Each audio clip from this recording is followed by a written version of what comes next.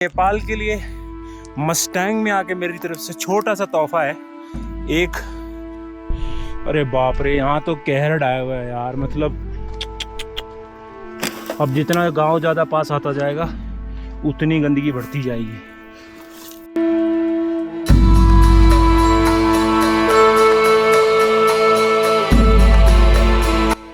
Himalayan जो range है इसको कई सारी कंट्रीज़ कवर करती हैं, जिसमें नेपाल है, इंडिया है, आपका चाइना है, पाकिस्तान है और आपका तिब्बत भी है। तो इस तरीके का गार्बेज बैग जो आप अपने साथ कैरी कर सकते हैं। अभी ये खाली है। और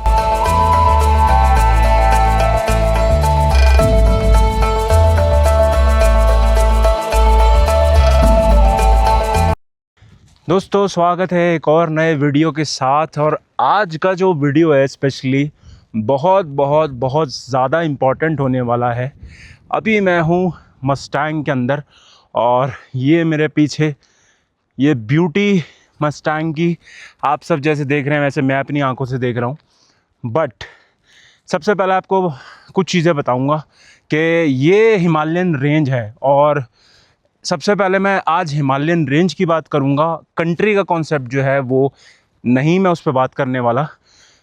हिमालयन जो रेंज है इसको कई सारी कंट्रीज़ कवर करती हैं, जिसमें नेपाल है, इंडिया है, आपका चाइना है, पाकिस्तान है और आपका तिब्बत भी है। तो ये सारी कंट्रीज़ जो हैं हिमालय रेंज को कवर करती हैं। और अगर हम हिस्ट्री की बात करें, अगर हम इतिहास की बात करें, हिमालय जो रेंज है ये लगभग 50 मिलियन ईयर, साइंटिफिक बात अगर मैं करूं तो 50 मिलियन ईयर से ज़्यादा ये पुरानी रेंज है। और इसका बनने का कारण ये था कि इंडिया जो प्लेट थी, इंडियन प्लेट जो थी, वो अपनी जगह से खिंच के हिली और पानी में चली गई। और उसके बाद फिर वो तैरती हुई इंडियन ओशन से वापस आई। और उसके बाद यूरेशिया जो प्लेट थी उसके साथ उसकी टक्कर हुई। और वो टक्कर होने के बाद जो प्लेट्स थी वो ऊपर उठी। और इस तरीके से ये पूरी हिमालयन रेंज जो है, जितनी भी पूरी हिमालय है, इसकी फॉर्मेशन हुई। तो हिमालय जो एक्चुअली बना वो इस तरीके से बना। और ये कॉन्सेप्ट था हिमालय बनने के पीछे। इस तरीके से इस पूरी हिमालयन रेंज जो आप मेरे पीछे देख रहे हैं इसकी फॉर्मेशन हुई। और ये सारी कंट्रीज़ जो हैं इन सब की एक ही कॉमन रेंज है, हिमालयन रेंज है। इस तरीके से इसकी फॉर्मेशन हुई। और आज मैं मेजरली आपके साथ दो सबसे इम्पॉर्टेंट टॉपिक्स पे बात करूंगा, जिसकी हमारी सारी कंट्रीज़ के लोगों को ज़रूरत है। सबसे इम्पॉर्टेंट चीज़ जो पहले है वो आ जाती है कि आप एल्टीट्यूड्स में किस तरीके से रह सकते हैं। और यहाँ पे पिछले 4 साल के अंदर मैं बताऊँ तो मैं 4 साल के अंदर 4 मेजर एल्टीट्यूड्स पे जा चुका हूँ, जिसमें सबसे टॉप पे मनी महेश था हिमाचल में, इंडिया का, जो 15,000 था। उसके बाद आपका नाथुला पास था इंडिया का, जो 14,500 था। और उसके बाद आपका यहाँ का मुक्तिनाथ है जो 12,500 है। और 0 पॉइंट था लद्दाख इंडिया का, जो 11,500 था। तो सारे एल्टीट्यूड जो हैं वो 10,000 के ऊपर थे। और जो 10,000 के ऊपर के एल्टीट्यूड होते हैं वो अच्छी खासी हाइट होती है, कम नहीं होती। और वैसे ही अभी मैं जो हूँ यहाँ कागबेनी में 9,500 फीट के ऊपर हूँ। तो इस वीडियो में जो दो मेन कॉन्सेप्ट जिन पे मैं बात करने वाला हूँ वो है इस एल्टीट्यूड में आप अपनी फ़िटनेस कैसे मेंटेन कर सकते हैं और क्या क्या कर सकते हैं जिससे आप यहाँ पे आराम से रह पाएँ। और जो मिस्टेक्स मेजरली जो हमारे एशिया के लोग करते हैं। और जो सेकंड उससे भी बड़ा इंपॉर्टेंट टॉपिक है, किस तरीके से हम हिमालयन रेंज को गंदे से गंदा करते जा रहे हैं। और यहाँ पे मैंने स्पेशली लोग देखे हैं बड़ी बड़ी गाड़ियाँ लाते हुए और चमकाते हुए कि उनके पास इतने बड़े व्हीकल्स हैं और वो मस्टैंग में उसकी ऑफ रोडिंग करना चाहते हैं, यहाँ से कॉनवे निकालना चाहते हैं। ये अन्नपूर्णा कंजर्वेशन एरिया है पहली बात, और हाईली सेंसिटिव जोन है, हद से ज़्यादा सेंसिटिव जोन है ये। और आज जो मैं चीज़ें इस वीडियो में आपको दिखाऊंगा उससे आपको शॉक लगेगा। तो सबसे पहली बात, ये हाईली सेंसिटिव जोन है। और उसके बाद के यहाँ पे आने का एक तरीका है, रहने का एक तरीका है। तो सबसे पहले आ जाते हैं फिटनेस पे। और इस एल्टीट्यूड के अंदर जो आप मेरे पीछे देख रहे हैं, इस एल्टीट्यूड के अंदर आप कैसे अपने आप को एक्लेमेटाइज कर सकते हैं। तो उसका सबसे अच्छा तरीका है वॉक करना। जो लोग रनिंग नहीं कर सकते, मैं रनिंग जो पिछले 17 साल से कर रहा हूँ और 17-18 साल मुझे रनिंग करते होंगे और जिम मुझे 15-16 साल हुए। 18 साल से मैं रनिंग रोड पे डेली 5-7 किलोमीटर, कभी 8 किलोमीटर, कभी 2-3 किलोमीटर, इस तरीके से। अभी मैं 1-1.5 किलोमीटर अपने होटल से अभी 9,500 फीट पे रनिंग करके आया हूँ।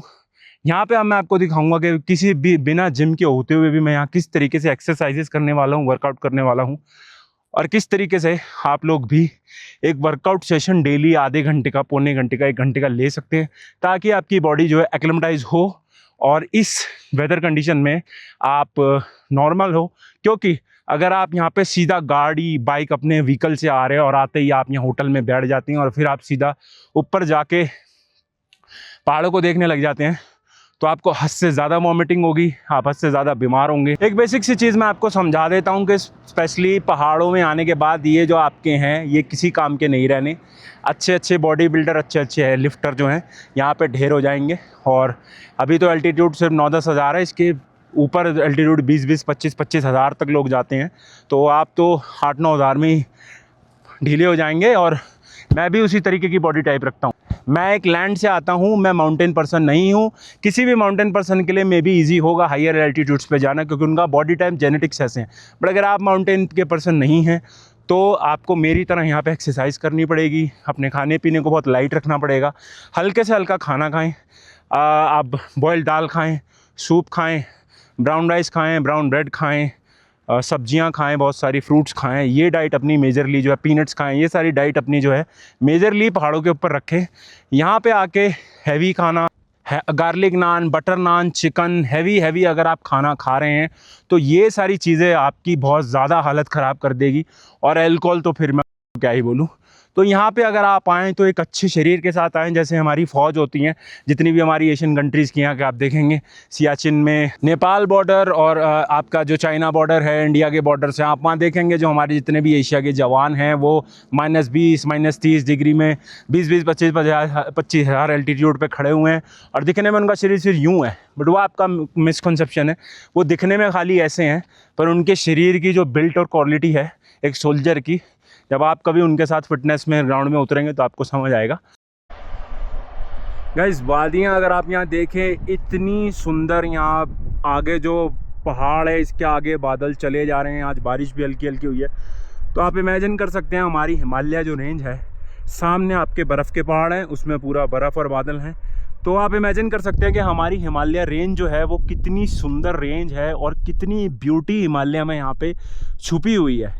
अब स्टार्ट करते हैं आज का सबसे पहला चीज़ कि यहाँ पे वर्कआउट किस तरीके से हम कर सकते हैं। मुझे यहाँ पे ज़्यादा आसान लगा वर्कआउट करना, इंस्टेड ऑफ आप किसी ज़्यादा फॉरेस्ट एरिया में। डिजर्ट एरिया है, दैट मीन्स माउंटेन डिजर्ट्स हैं, तो काफ़ी खुले हैं, काफ़ी ओपन हैं, और उस रीज़न की वजह से आपको यहाँ पे बहुत ज़्यादा स्पेस हर चीज़ को करने के लिए मिलती है। ये सबसे बड़ा एडवांटेज मुझे लगा यहाँ का। तो गाइस, अब फाइनली स्टार्ट करते हैं माउंटेन वर्कआउट, और बिना किसी जिम के। रनिंग मैंने ऑलरेडी 1.5 किलोमीटर की कर ली है, और अभी वापस जाऊंगा 1.5 किलोमीटर, तो 2-3 किलोमीटर जो है अप्रॉक्स जो रनिंग है वो हो जाएगी। अब थोड़ा वर्कआउट करते हैं ताकि दोनों चीज़ें हो पाएँ और बॉडी भी बहुत ज़्यादा रिलैक्स, अच्छा इन माउंटेन्स को एंजॉय हम कर सके, वो पर्पस है। तो वो करते हैं और उसके बाद फिर आगे बढ़ेंगे।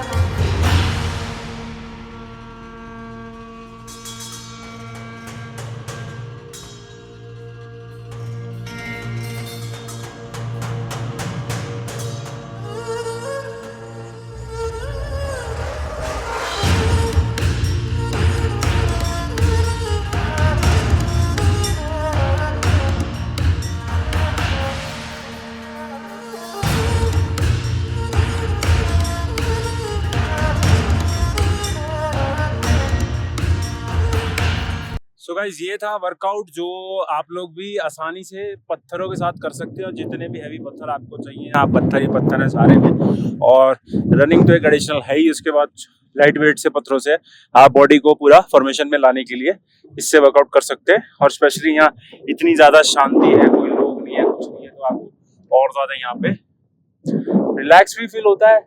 सबसे बड़ी बात है, इतनी बड़ी सीनरी के सामने जिम तो चार दीवारी के बीच में एसी चला के पूरे साल लोग करते ही हैं, बट जब आप इस माउंटेन सीनरी के सामने वर्कआउट कर रहे हैं, आप स्वेट निकाल रहे हैं, पसीना निकाल रहे हैं, तो उसका एक अलग ही एक्सपीरियंस है। और जो वेदर भी आज अमेजिंग हो रखा है हिमालयास का, वो अमेजिंग ही लेवल का है। गाइस अब आ जाते हैं जो सबसे बड़ा मुद्दा, जो हमारी सारी कंट्रीज की, जो एशिया की है, जिनके पास हिमालय की रेंज है, वो आ रहा है। और मैं किसी स्पेसिफिक कंट्री की बात नहीं कर रहा, मैंने आपसे पहले भी कहा कि इसे अपनी कंट्री के हिसाब से ना देखें, इस रेंज को रेंज की तरह देखें। जिस भी देश में, जहाँ पे भी आप अपने देश में हैं, दूसरे देश में हैं, इस रेंज की हमें रिस्पेक्ट करनी है। जो सबसे ज्यादा काम हमें अब इस रेंज को बचाने के लिए करना है, वो है इस जगह की साफ सफाई। अभी आप देखेंगे, आप इस रेंज को देखेंगे तो आपको यहाँ पे लगेगा कि कोई कचरा नहीं है, कोई कूड़ा करकट कुछ नहीं है। अगर मैं आपको पूरा रेंज यहाँ से दिखा रहा हूँ, आपको ये साइड्स वगैरह और रोड देख के लगेगा कि ये ऑलरेडी कितना साफ है, नो डाउट। बट अभी जब मैं यहाँ से वापस चलूँगा और आपको उसके बाद जब दिखाऊंगा कि अभी भी इस सेंसिटिव जोन से, अन्नपूर्णा कंजर्वेशन एरिया से मैं कितना कचरा इकट्ठा कर पाया, तो आप लोग भी मेरी तरह शौक में रह जाएंगे। मैं यहाँ पिछले 3 से 4 दिन से आ रहा हूँ और मैं रोज़ इस जगह को देख रहा हूँ। और सबसे बड़ी हैरानी मुझे यही चीज़ देख के होती है कि हम लोगों ने इस हिमालय रेंज को, जो इतनी ब्यूटीफुल रेंज है, दुनिया के सबसे बड़े पहाड़ हम 4-5 देशों के पास हैं, और इतनी बड़ी रेंज है, और इस रेंज को अगर हम साफ नहीं रख सकते तो लालत है हमारे ऊपर। और इस चीज़ में मैं पॉलिटिक्स में नहीं जाऊंगा कि कौन सी कंट्री में क्या हो रहा है, कौन सी कंट्री। मेरी सिर्फ अपील जो है, मैं फ्रैंकली बताऊं, 30 साल से कम के लोगों के लिए, क्योंकि 30 साल से जो ऊपर के लोग हैं उनको समझाना थोड़ा नामुमकिन है। आप उनको कितना भी बोलेंगे, वो चेंज उनमें आना थोड़ा मुश्किल है। और जो 30 साल से कम के लोग हैं, जितने स्पेशली जो यंगस्टर्स हैं, जो भी इस वीडियो को यंगस्टर्स देख रहे हैं, जो बाइकर्स हैं, यंगस्टर्स हैं, जो हिमालय में बहुत शौकीन है घूमने के, जाने के, ट्रैवल इन्फ्लुएंसर हैं, कंटेंट क्रिएटर्स हैं, इंस्टाग्रामर्स हैं, हम इतने सारे लोग की कम्युनिटी है। और फॉरेनर्स तो आपका, अगर मैं उनका नाम क्या ही लूँ, आपको पता है कि कौन कौन से देश से लोग आके सफाइयाँ कर रहे हैं, बोरा बोरा भर के कूड़ा लेके जा रहे हैं। हमसे ज़्यादा तो फॉरेनर इसकी इज्जत करते हैं और इसे अपना समझते हैं। तो हमें ये चीज़ करनी है कि वीडियोस बनाने से कुछ नहीं होगा। हमको जब भी हम हिमालय आ रहे हैं, चाहे हम हाई एल्टीट्यूड पे हैं, जितने भी एल्टीट्यूड पे हम हैं, हमको यहाँ पे सफाई करनी है। और ये प्रण ले लेना है कि हमें इस जगह की सफाई करनी है, हमें अपने हिमालयास को साफ रखना है, इसे बचाना है।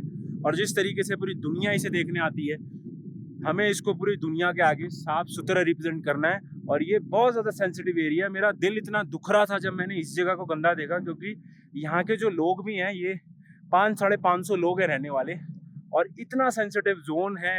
और इतना, मतलब आप कह सकते हैं, मतलब 50 मिलियन साल से एक चीज़ जो बची हुई है, हम इंसान उसको 1000-2000 साल में ख़त्म करने का जज्बा रखते हैं कि कल को अगर हम डेवलपमेंट पे डेवलपमेंट करते जाए तो हम ये सब खत्म कर देंगे। यहाँ पे होटल बना देंगे, लैंडस्लाइड हो जाएगी, सब 50 मिलियन की जो हिस्ट्री है वो खत्म हो जाएगी। तो इसलिए जो भी इंसान यहाँ आ रहा है, ये प्रण लेके आए कि हमें हिमालय को बचाना है, हमें इसको साफ रखना है। हमें कंट्री नहीं देखनी, हमें ये नहीं देखना कौन से देश से कौन कहाँ जा रहा है, चाहे चाइना हो, चाहे इंडिया हो, चाहे नेपाल हो, चाहे आपका पाकिस्तान हो। जिस भी देश से लोग जो हैं, वो अपने देश में जाइए, दूसरे पड़ोसी देशों में जाइए और सफाई कीजिए। इस रेंज को एटलीस्ट आप साफ कीजिए, क्योंकि यहाँ पे पहुंचना भी लोगों का बहुत मुश्किल है।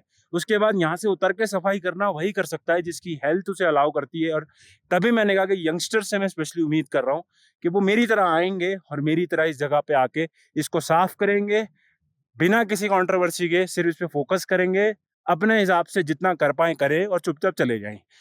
वीडियो बनाना, लोगों से अपील करना, इस सब से कुछ नहीं होना। आपको खुद करना है, बस एज ए इंडिविजुअल आना है और करना है, दैट्स इट।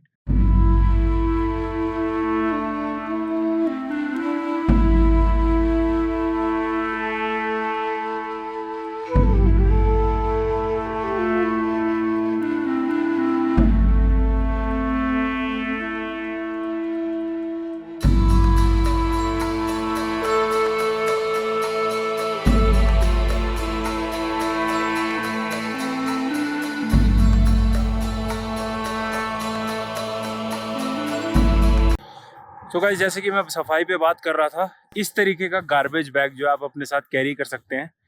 अभी ये खाली है और अभी 1 किलोमीटर मैं वॉक करूँगा और वॉक करते करते ये पूरा भर जाएगा और आपको इसमें कूड़ा आएगा नहीं। इतना कूड़ा इस खाली जगह में भी है जो मैं रोज़ देख रहा हूँ। और अब शुरू करते हैं हमारे हिमालयस की सफाई को। सो गाइस दिखने में छोटा और सबसे ज़्यादा घातक प्लास्टिक बोतल का कैप।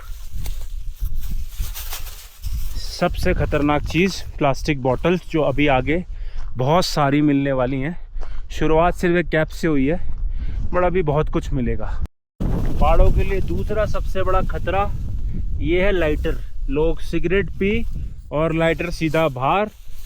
दूसरा कलेक्शन जो है प्लास्टिक बोतल के बाद सबसे खतरनाक चीज़ वो है लाइटर। उसके बाद एक और लाइटर। तो जितने भी, और ये पता नहीं कितने, तो ये पुराने हैं, जितने भी लोग सिगरेट पीने वाले हैं वो यहाँ पे लाइटर सीधा इसे कचरा समझ के बाहर। तो ये एक और लाइटर गाइज ये है जिसका मैं सबसे ज़्यादा इंतज़ार कर रहा था क्योंकि ये मुझे रोज़ दिखती हैं कई सारी। तो सबसे मेजरली हमारा जो इशू है पॉल्यूशन का, प्लास्टिक की बोतल। और ये बोतल जो हैं ये सबसे ख़राब चीज़ है। ये ना रिसाइकल हो सकती और जो कंपनीज इसे बना रही हैं ना किसी रिसाइकल यूज़ पे आती। ये पहाड़ों के लिए सबसे बड़ा ख़तरा है और ये दुनिया के लिए भी सबसे बड़ा ख़तरा है। ये वाटर पॉल्यूशन भी करती हैं और हर तरीके का पॉल्यूशन के लिए सबसे बड़ा ख़तरा है। और ये एक और प्लास्टिक का ढक्कन। तो बॉटल्स, लाइटर्स, बॉटल्स ये बहुत ज़रूरी है कि इस तरीके से इनको कलेक्ट किया जाए और यहाँ पे सफाई की जाए। ये गाइस नीचे देख रहे हैं आप, ये आपकी कागबेनी रिवर जाती है और रिजर्वॉयर है। ये इतना बड़ा नेचुरल आपका जो है ना हैबिटेट है और इतना सेंसिटिव जोन है, इतना सेंसिटिव जोन है कि अगर आप इस जगह पे अभी यहाँ कचरा फेंकना शुरू कर दें तो ये जगह जो है ख़त्म हो जाएगी। तो इतना दुख मुझे इस सेंसिटिव जोन पे कचरा देख के हो रहा है कि यहाँ पे भी लोगों में इतनी अकल नहीं है कि बाहर कचरा गाड़ियों से अपनी ना फेंकें। इस सेंसिटिव जोन पे लाइटर, प्लास्टिक की बोतलें देखना मेरे लिए सबसे बड़ी हैरानी है। और गाइस जैसे कि मैंने बोला था कि मैं रोज़ इस जगह से आता हूँ तो ये चीज़ जो है मुझे रोज़ देखने को मिलती। एक और प्लास्टिक की बोतल, ये इस रोड पे सबसे ज़्यादा पाई जाएंगी और सबसे ज़्यादा कचरा यहीं मिलेगा। पानी पिया और अन्नपूर्णा सेंसिटिव रेंज में बाहर फेंक दिया। ये है हमारी कलाकारी। और ये गाइस ये चीज़ है, मतलब ये तो फेंकने का क्या तुक है। ये किसी ने डब्बा टीन का, पेंट का, पता नहीं इसको किस तरीके से क्या चीज़ के लिए यूज़ किया है। और ये तो बिस्किट का पैकेट, इसमें तो कोई हैरानी नहीं है और मिट्टी भर चुकी है इस सारे सामान में। खैर इसको भी आगे कलेक्ट करते हैं और देखते हैं अभी आगे और क्या क्या मिलता है। गाइस ये बड़ी हैरानी की बात है, अन्नपूर्णा कंजर्वेशन एरिया में बियर, और यहाँ पे भी ये सॉफ्ट ड्रिंक है या ये रेड बुल है। तो मतलब beer, Red Bull Annapurna conservation area में पीजिए और उसके बाद उसे आप गाड़ी से बाहर फेंक दीजिए। ये लोगों की अकल है। तो जैसे कि ये पॉइंट जो है यहाँ से अच्छा व्यू आता है तो लोगों ने, और ये तो देखिए कितना पुराना डब्बा है, दैट मीन्स ये कब से पड़ा होगा, इसको कई साल हो गए होंगे। उसके बाद ये हमारे गुटखा खाने वाले तो खैर पूरी दुनिया की समस्या है। गुटखा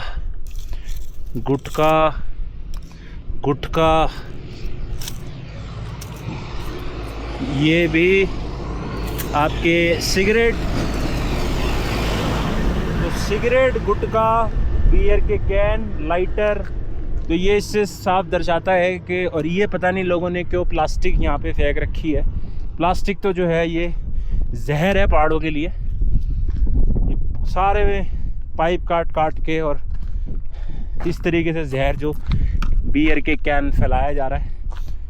मुझे भी यही हैरानी हुई थी, पहले मैंने भी सोचा था कि एक आध जगह मुझे कूड़ा दिख रहा है, पर अभी ये थैला पूरा भर जाएगा। गाइस सबसे डिप्रेसिंग चीज़ दिखाता हूँ। इस व्यू के सामने नीचे किसी ने, बिल्कुल नीचे, अब मुझे नहीं पता आपको दिख रहा है यहाँ से नहीं दिख रहा, बट एक पॉलीथीन में जो है कूड़ा फेंक रखा है पैक करके पूरा। और ये सबसे ज़्यादा डिप्रेसिंग चीज़ है, क्योंकि ना तो वहाँ तक कोई पहुँच सकता, और अब पता नहीं कब लोकल्स ही वहाँ पहुँचेंगे। और बिल्कुल सामने उसके अंदर रिजर्वायर के अंदर पानी की बोतल पड़ी हुई है। तो मतलब लोगों की बेवकूफ़ी इतनी है कि लोग यहाँ पे जो है खड़े होके नीचे कचरा फेंक देते हैं सोच के कि अरे सड़क गंदी ना हो। और आप सोचिए कितनी मुश्किल है इस रिजर्वायर नीचे जाके आपको कागबेनी नदी की सफाई करना। तो आई होप जो है यहाँ पे लोकल्स या जो भी हैं लोग, वो जब ड्राइव करें यहाँ की सफाई की तो ये सारा कचरा निकालें। गाइज ये तो मैंने बोला था सबसे बड़ा जहर है कि लोग पानी पिया और सीधा कचरा जो है बोतल बाहर। ये अभी मैं 3-4 बोतलें तो इकट्ठी कर चुका हूँ। तो बोतल जो है हमारे लिए सबसे बड़ा वेस्ट है, सबसे बड़ा इशू है। तो इनको मेजरली हमें ख़रीदना कम करना है।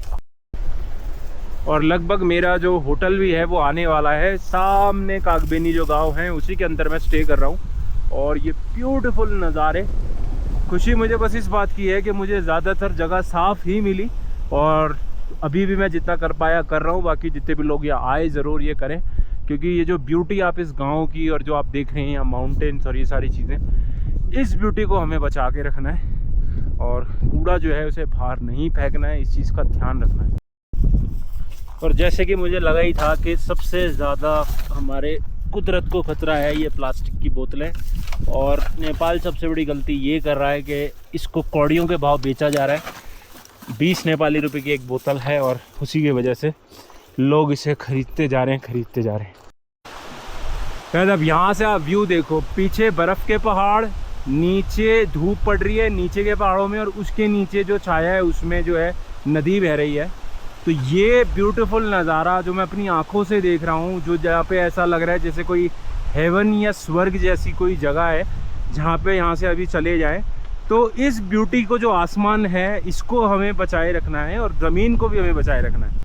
मतलब यार क्या तो व्यूज़ आ रहे हैं। खुशी मुझे बस इस बात की है कि मेजरली जगह साफ़ ही है और बहुत कम कचरा था। मुझे ऐसा लग रहा है जितना मैं लेके आया हूँ इसमें बहुत ही ज़्यादा सफाई होगी, क्योंकि काफ़ी कम कचरा था। बट जो व्यू यहाँ से आ रहे हैं बेहतरीन। हम सबका सबसे बड़ा जो दुश्मन है वो प्लास्टिक है। इसको कहीं पे भी ऐसे मत फेंकिए। ये 100 साल ले लेगा उसके बाद भी नहीं जाए सॉइल में गलेगा।